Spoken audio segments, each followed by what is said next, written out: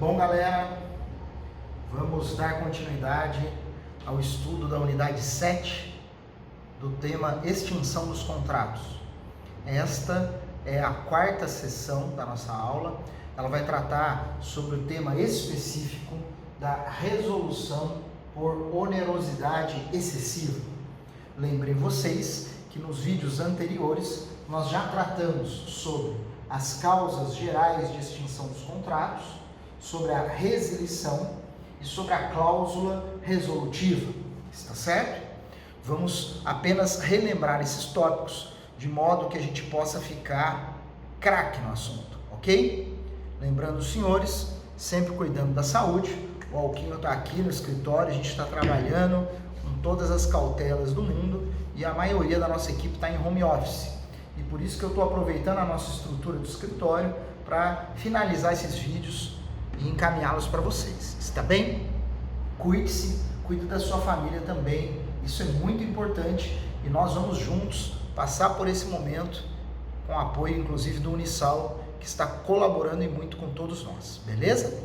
Olha só, nós devemos ter em mente que, num primeiro momento, as causas de extinção do vínculo contratual podem ser aquelas não somente previstas no próprio espaço destinado ao tema no Código Civil, como também espalhada em outros aspectos do nosso Código.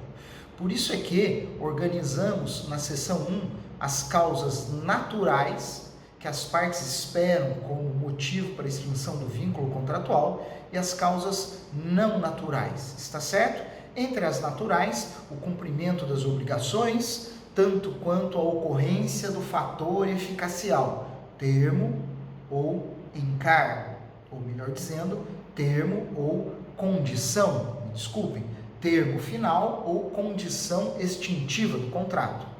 Mas também temos as causas não naturais, não esperadas, aquelas que surgem antes do início da relação contratual ou concomitantes a ela. Por exemplo, vimos lá, cláusula de arrependimento, as arras penitenciais que permitem o arrependimento, ou ainda os vícios de consentimento, como erro, dolo, coação.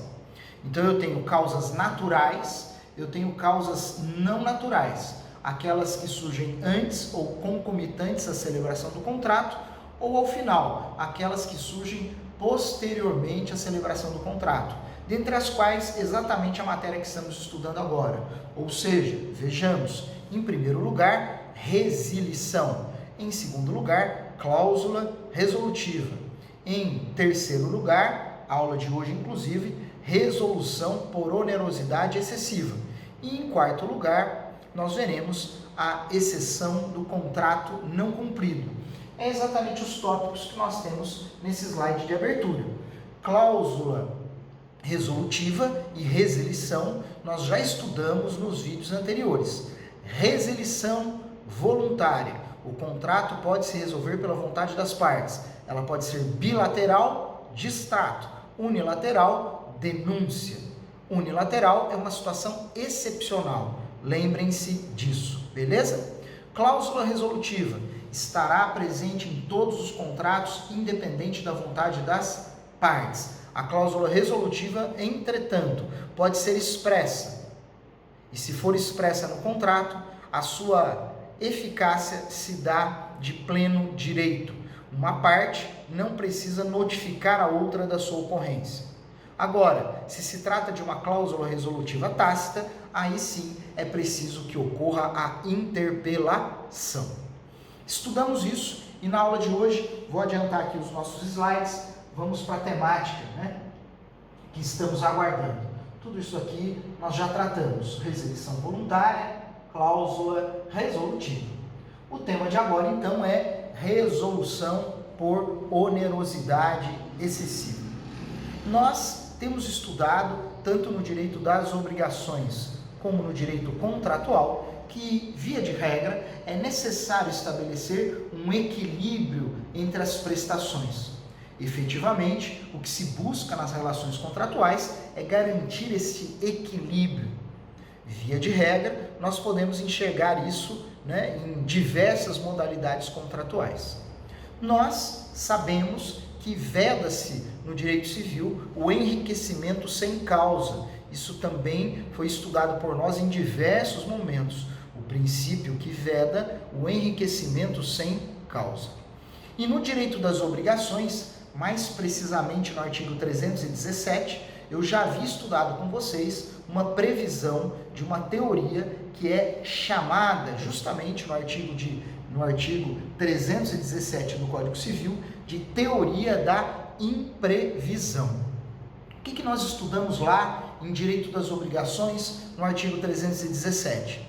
Sempre que duas partes tivessem obrigações, mas em contratos com execução continuada, lançadas ao futuro, a parcela de um dos obrigados se tornasse excessivamente onerosa e, em contrapartida, o benefício econômico do outro refletisse para ele um benefício patrimonial muito alto, ou seja, sempre que houvesse desproporção entre as parcelas devidas entre os obrigados, nós poderíamos aplicar a teoria da imprevisão, visando ou extinguir o vínculo obrigacional ou pelo menos rever as prestações em busca do necessário equilíbrio.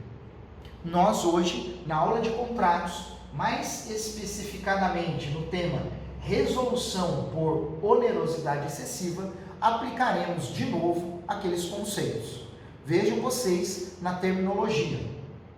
Resolver o contrato em virtude de um ônus excessivo que atinge apenas um dos contratantes, favorecendo demasiadamente o outro, causando-lhe um enriquecimento sem causa, desnecessário, desequilibrando a relação contratual e, por isso mesmo, sendo possível prever a resolução, o fim desse contrato. Vejam os senhores que aqui no primeiro tópico do slide eu estou mesmo recordando esse tópico visto no artigo 317 em teoria das obrigações. É fruto da teoria da imprevisão a aplicação da resolução por onerosidade excessiva. E por via de regra, então, teremos aqui uma relativização do princípio da obrigatoriedade.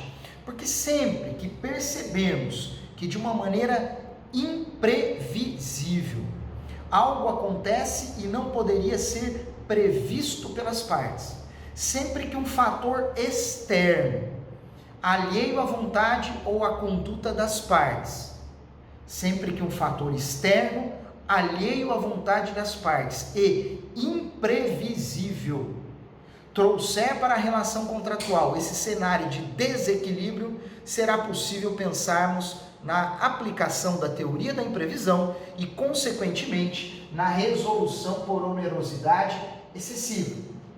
Se numa relação contratual, vendo-se parcelas lançadas ao futuro, portanto um contrato continuado de prestações sucessivas, sempre que eu perceber que um evento externo ao contrato, alheio à vontade das partes, imprevisível, trouxer uma onerosidade extrema para um só dos contratantes, ele vai poder levantar a mão e dizer: opa, ou a gente equilibra isso novamente, ou eu vou partir para a resolução por onerosidade excessiva. A teoria da imprevisão, inclusive, nos dias de hoje, é algo mais do que atual, não é verdade? Eu estou nesse vídeo gravando essa aula em virtude dos decretos de isolamento, sejam estaduais, sejam municipais. E esses decretos, em razão do Covid-19, trouxe para nós um cenário econômico turbulento. Pode ser que numa relação contratual hoje eu vislumbre algo desse tipo, ou seja, um privilégio econômico excessivo para uma das partes em detrimento de uma onerosidade excessiva para a outra. E esse desequilíbrio, em tese, pode ser utilizado para a revisão ou até mesmo para a extinção desses contratos. Vejam, senhores, como está indicado no slide, que os artigos 478 até 480 do Código Civil tratam desse assunto. E na leitura do autor complementar Silvio de Salvo Venosa, você terá a possibilidade também de entender isso a partir do artigo 6º do Código de Defesa do Consumidor. Porque essa teoria da imprevisão, nas nossas aulas, via de regra, estão baseadas no Código Civil, mas também podem refletir em contratos de cunho consumerista e, portanto, é preciso que vocês conheçam também como é que essa regra está prevista no Código de Defesa do Consumidor. Está certo? Pois bem, meus amigos, veja que ainda nesse slide estamos nada mais, nada menos do que reforçando tudo que eu expliquei para você até agora. É possível resolver um contrato, colocar fim num contrato, desde que eu perceba que, em virtude de um fator externo, alheio à vontade das partes, imprevisível, a prestação de um dos contratantes se torne excessivamente onerosa, privilegiando o outro contratante, trazendo a ele um enriquecimento injustificado. Se isso acontecer, nós poderemos então buscar ou a revisão do contrato, como veremos, mas também a sua resolução, o seu fim. Em razão disso, no próximo slide, eu destaquei justamente esses requisitos e gostaria que você acompanhasse. Está aqui. Requisitos da onerosidade excessiva. Vigência de contrato de execução diferida ou continuada. Então presta atenção, isso não se aplica num contrato em que a obrigação das partes é imediata, tá certo? Instantânea. Eu não aplico isso, por exemplo, num contrato cujo pagamento se dê à vista. É preciso que eu tenha um contrato de execução diferida ou de execução continuada. Diferida, uma única parcela no futuro. Continuada, diversas parcelas sequenciais. Está certo? Então, primeiro requisito, eu só aplico isso se eu estiver diante de um contrato de execução diferida ou continuada. E você vai me perguntar por quê? Simples. Porque num contrato de execução instantânea, de pagamento à vista, a mudança da condição econômica não vai interferir na prestação das partes. Eu combino hoje o que eu vou comprar, sei o quanto eu vou pagar, recebo o objeto, pago o preço, está tudo certo, está tudo equilibrado. A economia, o setor econômico, a influência externa não vai prejudicar essas obrigações que são instantâneas. Mas se eu comprar, de repente, um veículo automotor em 36 parcelas, contrato de execução continuada, financiado em 36 parcelas, pode ser que o valor combinado para cada parcela hoje seja equilibrado. Mas lá na 20ª parcela, em virtude de algum evento externo, imprevisível e não atribuído à vontade das partes, é possível que aquela parcela se torne excessivamente onerosa para mim, trazendo um enriquecimento para o agente financiador. Então, lá no futuro, o efeito econômico pode trazer consequências e exigir a revisão ou mesmo a extinção desse contrato. Peço até que vocês considerem pesquisar na internet, por exemplo, como ficam contratos desse tipo. Busque na doutrina ler exemplos concretos sobre esse assunto, complementando o nosso ensinamento.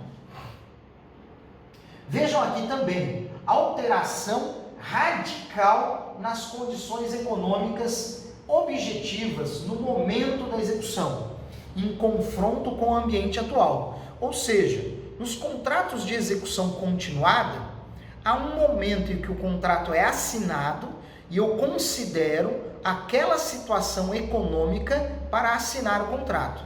Com o passar do tempo, essa situação econômica pode se alterar. E se ela se alterar de forma radical, de forma imprevisível, eu posso então enxergar o enriquecimento de uma parte, o empobrecimento da outra e buscar aplicar a resolução por onerosidade excessiva. A onerosidade excessiva trará um benefício econômico para um dos contratantes, um enriquecimento. em detrimento do empobrecimento do outro. É preciso que eu esteja diante de um cenário de imprevisibilidade. Portanto, perder um emprego e não poder pagar as contas não é algo imprevisível, é algo previsível. Todos nós sabemos que podemos perder o emprego via de regra. Então eu não posso alegar, não pagarei o financiamento do carro porque eu perdi meu emprego, porque era previsível perder o emprego. Agora, há 2 meses atrás, para um cidadão comum como eu e você, era possível prever as consequências econômicas do isolamento social derivado do Covid? Não, não é verdade? Veja, esse é um fator que pode trazer à tona a aplicação da teoria da imprevisão e, consequentemente, dada a imprevisibilidade do cenário em que vivemos hoje, esse pode ser um motivo, uma razão para buscar a resolução dos contratos por onerosidade excessiva. Mas antes de finalizarmos esse tópico, vejam que no slide sequencial eu indiquei 3 assuntos finais. O procedimento, de que maneira as partes devem agir para aplicar o instituto da resolução por onerosidade excessiva, quais são os efeitos da sentença, caso se obtenha uma sentença favorável no processo, e por fim, a possibilidade de modificação da cláusula para evitar a extinção do contrato e buscar o reequilíbrio da relação contratual. Vejamos então cada um desses 3 pontos. Em primeiro lugar, aquele que se sentir prejudicado pela onerosidade excessiva deve extrajudicialmente notificar a outra parte e dizer assim: opa, aconteceu algo imprevisível e isso está criando, um descompasso na nossa relação contratual, favorecendo muito você e empobrecendo a mim. Então eu vou notificar extrajudicialmente. Se não houver acordo, devemos entrar na justiça. Ou seja, o prejudicado ingressará na justiça durante a vigência do contrato, o juiz vai avaliar a presença dos requisitos e vai então decidir se ele libera ou não libera o prejudicado do cumprimento daquela obrigação que se tornou excessivamente onerosa. Nas nossas aulas estamos tratando apenas de direito civil, portanto, eu não entrarei em detalhes acerca do processo civil, porque aqui é possível obter uma liminar em caráter de urgência e aguardar a sentença final do processo, que vai ou não confirmar aquilo que foi concedido a título liminar. Está certo? Porém, o aspecto processual vocês estudarão na disciplina específica. Vejam então que o caminho é o seguinte: o prejudicado poderá notificar extrajudicialmente a outra parte, tentando um acordo, uma composição. Se não houver acordo, ele deve entrar na justiça, buscar uma decisão judicial que libere ele de cumprir com aquela prestação que comprovadamente se tornou excessivamente onerosa em virtude de um fator externo e imprevisível. Está bem? Ao final do processo, nós teremos uma sentença. Veja que o Código Civil é claro nesse ponto em dizer: a sentença só atingirá as parcelas, porque o contrato é de execução continuada, só atingirá as parcelas posteriores, ou seja, vencidas após a distribuição do processo. Por isso, inclusive, que na prática, quanto antes eu entrar na justiça, melhor. Porque se eu não entrar na justiça e vencer 1, 2 parcelas, estas não podem ser revistas. Só podem ser revistas as parcelas que vencerem após a distribuição do processo judicial. Está bem? E por fim, nós indicamos aqui o seguinte: a outra parte no processo, aquele que está recebendo a vantagem patrimonial da prestação que está sendo paga de maneira onerosa, a outra parte, ela pode, ela própria, apresentar no processo uma proposta para modificar o contrato e, com isso, restabelecermos o equilíbrio das prestações. O Código Civil, no artigo 479, portanto, diz o seguinte: o juiz não pode forçar ninguém a mudar a cláusula contratual. O juiz não pode fazer isso. Mas o réu, nesse processo, quando ele for citado, ele pode dizer: opa, peraí, eu quero mudar isso. E a partir dali, oferecer uma revisão desse contrato. Por isso que no início desse tema eu disse: é possível que a solução se dê por uma revisão das obrigações, retomando o equilíbrio, ou então mesmo por uma decisão judicial que ou reveja ou mesmo considere ao final o contrato como extinto. Está bem? Os artigos do Código Civil que tratam desse assunto, como eu já havia dito, são 478, 479 e 480 do Código Civil. Peço que façam uma leitura, porque tudo que foi explicado aqui nesta aula está efetivamente esclarecido e pontuado pelo legislador. Está bem? Com isso, então, nós encerramos a sessão de número 4 da unidade 7, extinção dos contratos. Voltamos já. Um grande abraço, pessoal!